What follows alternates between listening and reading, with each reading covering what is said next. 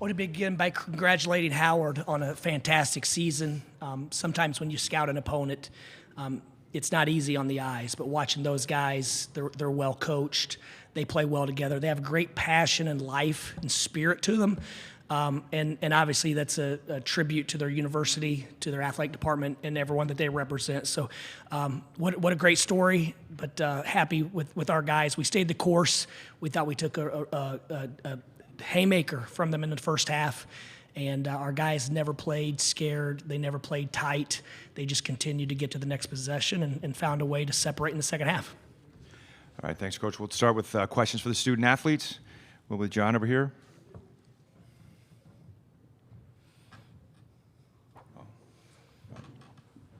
John Worrell with the Associated Press. I guess this is for Morris Johnson. Congrats on the win. Coach just talked about the haymaker that you guys took, and you didn't get flustered. What was that like, and what was that, and how important was it to do that in an opening round game to set you up moving forward? It's very important for us not to get too high or too low in a game like this. You know, every team gonna make their runs. We just got to stay poised and do what we do and keep playing. Go right here, Mookie. Roddy Gale, Mookie Hawkins, Waffle Sports 1080. Welcome back home. So how was it, for you just to be back here, and have a great performance as well? It means a lot, especially seeing behind our bench the type of love and support that came to tonight's game. Obviously, my first time playing in front of many of those people, family and friends, of course. So it was just a great feeling to be out here and play hard with my teammates. Hey, Roddy, Max O'Neill with the Niagara Gazette. And so I know I asked you kind of a version of this question yesterday, but so what was it like for you tonight when you first stepped out onto the floor? Did you kind of look into the stands to see your family and friends? I try my hardest to not look in that direction, just because I know it's just I'm focused on the game plan and playing hard each and every possession for my teammates. But at the end of the day, when you kind of hear the crowd erupt, it just all the nerves and the stress just kind of lift away, and you just play free. Right up front here. Yeah, Tom Crawford, Press Pass, Lansing, Michigan. This is for Merez, coming big double-double after some frustrating moments against Purdue. What was that like? What was the week like in trying to get your game ramped up inside? Just pretty much learning from it and moving on for it. The game over with now. We got to focus on now. Can't hang our heads about it. Of course, we wanted to win, but we got to move on and focus on the tournament now. And also at halftime, the perimeter shooting was incredible. Did you figure they're just going to cool off one of these moments, or what was the approach defensively at halftime? We had to pick it up. We had to guard the three-point line better, force turnovers to get some deflections and stuff. Over here. Andre Robinson, Challenger Community News. Roddy, this question is for you. Being that you're from Niagara Falls, talk about the people that paved the way for you, people that you looked up to get to this moment. Obviously, being from Niagara Falls, Johnny Flynn and Paul Harris are just some names that come to mind immediately. Just watching those Syracuse games as a kid, and just seeing how they really came from nothing, being from a small town, small community, but everybody showed love. And just the way they played the game was just infectious, and just kind of how I kind of implement my game as well. Just playing with relentless energy. Go ahead. Jake Lancer, WCBN FM Ann Arbor. Roddy, it's no secret that you sort of elevate your gameplay in March. Last season it was the same thing, and tonight another big performance. What is it about postseason play that really just forces you to elevate your game to the next level? I just think it's just desperation, man. It's just win or lose you go home. Obviously, it being my senior year, I don't my goals is to make it to the championship game and win. I think that's every single one of our goals. Meeting together in the summertime, so I would say there's no change. I just look at it as a new season. No stats, no percentages. Just go out there and play free and play hard for each other. All right, Marco. Marco Slaughter, Buffalo News. I have one for Roddy and Merez. Roddy, you shot often early. Was that intentional because you were at home, or did the game kind of come to you? And for Merez, I think you were guarding 34 Bryce Harris a lot. Can you explain what was on the scout, what was he good at, and what did you try to limit him from doing? I would just say, like, I just kind of took what the game gave me. I think one of the beauty about playing for Michigan, we have a guy in Elliott, and I think they really put me in great position to be successful, and I was able to knock down shots tonight, especially on my cuts. I feel like a guy, when he got the ball, especially in high post, being able to cut. I feel like if I just cut hard, he'd be able to find me, especially with Elliott when he drives and creates. And he gets in the paint, just being able to move without the ball, create space. And, some game basketball just rewarded me tonight. 34, a good basketball player. He could pretty much do everything. He could dribble, pass, capable shooter and stuff like that. Just make things difficult for him, pressure the ball.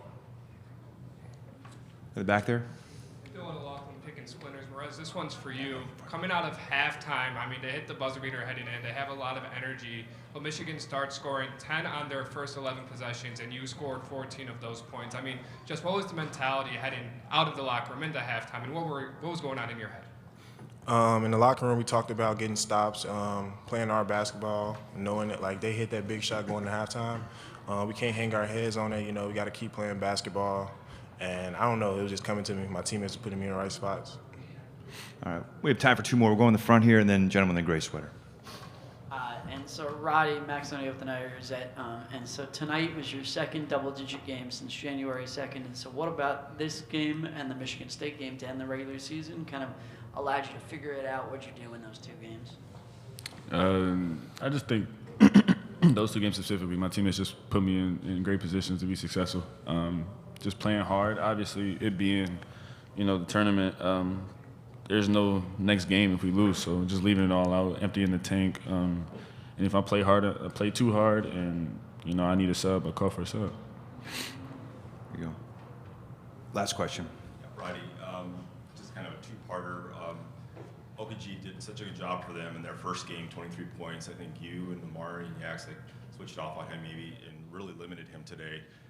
Was there something you guys were doing that was especially effective? And also, just a little piggyback, were you guys aware of Duke almost getting upset today? Was that in your heads at all? Did you have to push it out? I would say that's 11. He's a very good player. I think just making him uncomfortable. I know that second half we kind of forced them to get out of their sets a little bit. A lot of them made them play one-on-one a lot more. And that's kind of something that we really like. I think that we like our matchup one-on-one, and it's just about guarding your yard. And I feel like we really took pride in guarding one-on-one.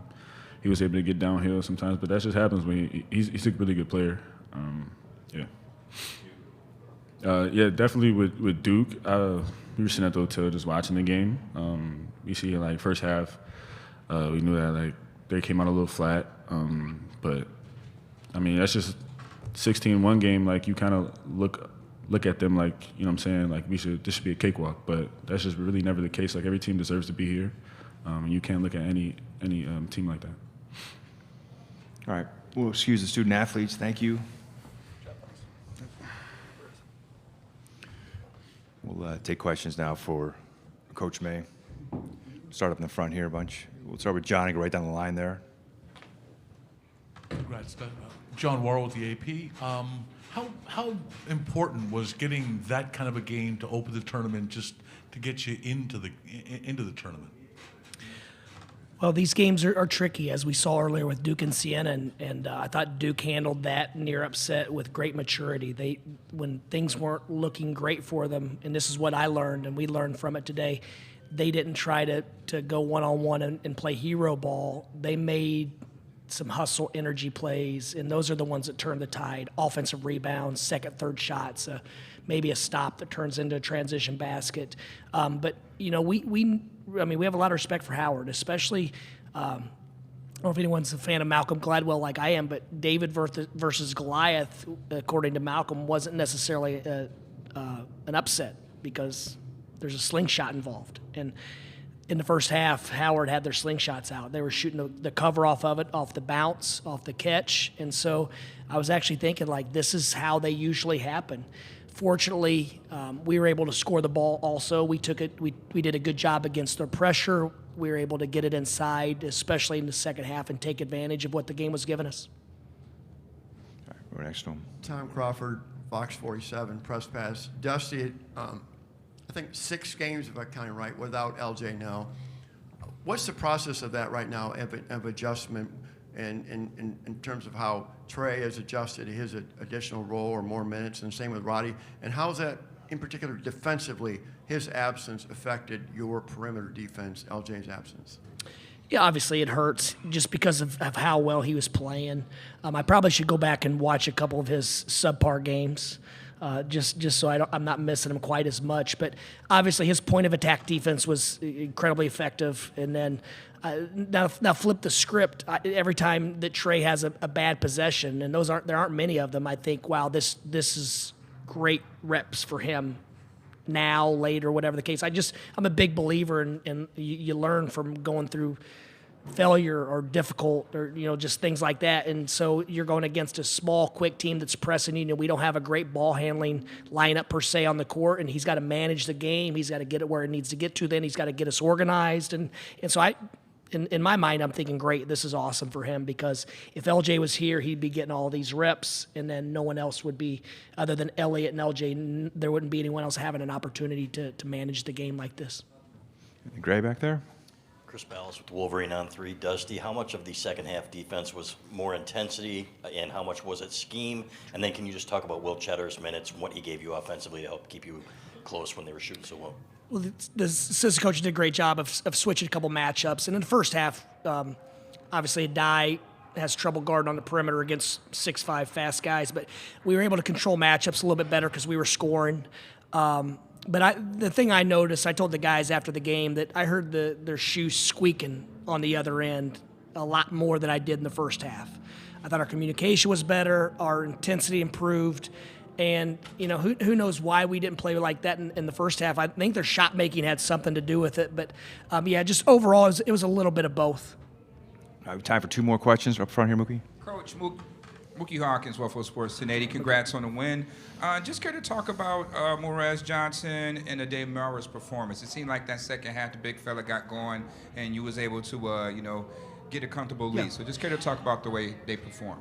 Credit Howard, when you press and then we don't know if they're going back man or zone, it's difficult for us to get organized and run one of our plays to get it inside to one of them. So they had to take the initiative to fight for position, and then their teammates had to get them the ball and acknowledge the matchup advantages we had. I thought in the second half we did a really good job of looking up the floor early, recognizing our advantage. Like, they have advantages, we have advantages, recognizing our advantages, and I think those body shots probably affected their shooting and everything else during that stretch when we were able to separate. All right, final question, the black right there. Coach, Logan Weingartner with Mid-Major Basketball. I know we've talked about it a lot already. We talked about on-court with Morez and Roddy, what they saw after halftime. But what did you personally say in the halftime break to really light a fire under your Wolverines? I really don't remember. It wasn't anything major. We have great leadership in our locker room. Probably 1 or 2 things schematically, and then 1 or 2 things as far as avoiding getting tight and just learning from these upsets that we've seen in the past, or near upsets that, we just had to keep playing. The game, it was a high possession game, which we love, so that helps us with the variance of avoiding an upset. So we felt good about it. If we could I'd say 90% of it was focused on our defensive effort. All right. Thank you for your time, Coach. Thank you, guys.